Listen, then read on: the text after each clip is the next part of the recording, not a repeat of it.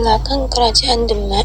Menurut catatan historiografi tradisional, kerajaan ini didirikan oleh Raden Patah saat Majapahit masih menjadi kerajaan yang kuat dan besar. Demak adalah salah satu kadipaten di bawah kekuasaan Majapahit. Setelah Majapahit mengalami kehancuran, Demak berubah menjadi kerajaan Islam pertama di tanah Jawa dengan ibu kota di Bintoro. Letaknya yang strategis di antara Pergota, pelabuhan kerajaan Mataram, Wangsa Shailendra, dan Jepara, menempatkan Demak sebagai kerajaan yang penting di Nusantara. Raja pertama Kerajaan Demak adalah Raden Patah, yang bergelar Sultan Alam Akbar Al-Fatah. Raden Patah memerintah Demak dari tahun 1500 sampai 1518 Masehi.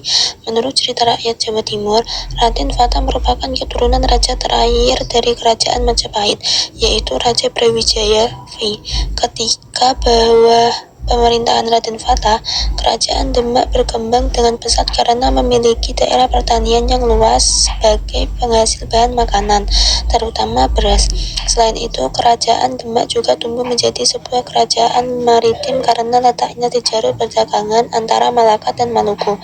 Oleh karena itu, kerajaan Demak disebut juga sebagai sebuah kerajaan yang agraris dan maritim.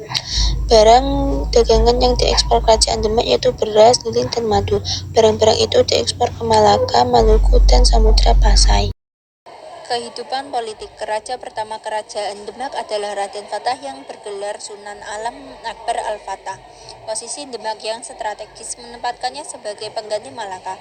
Saat Portugis berhasil menguasai bandar terbesar di Asia Tenggara tersebut, bahkan Demak berani memblok pengiriman beras ke Malaka hingga membuat Portugis kekurangan makanan.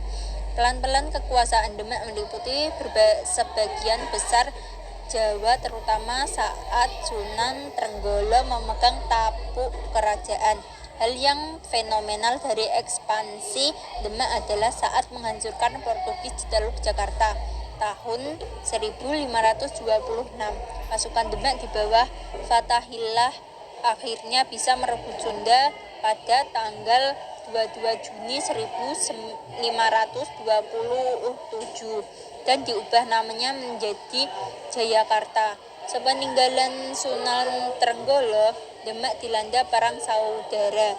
Pusat kekuasaan bergeser ke pedalaman dan berpindah ke Pajan. Kehidupan sosial budaya. Kehidupan kebudayaan banyak diwarnai oleh nilai-nilai agama Islam, apalagi Demak merupakan pusat penyebaran dan pengembangan agama Islam dengan tokoh utama Wali Songo.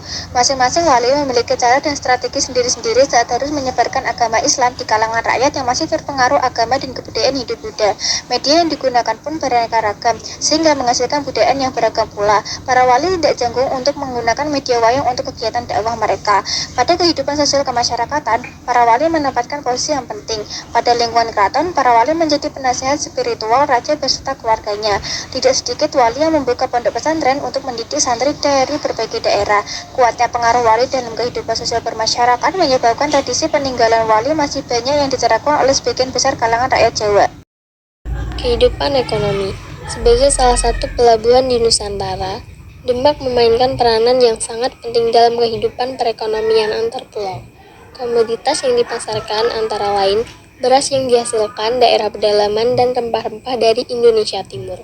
Aktivitas perdagangan maritim menyebabkan kerajaan Demak mendapatkan keuntungan yang sangat besar.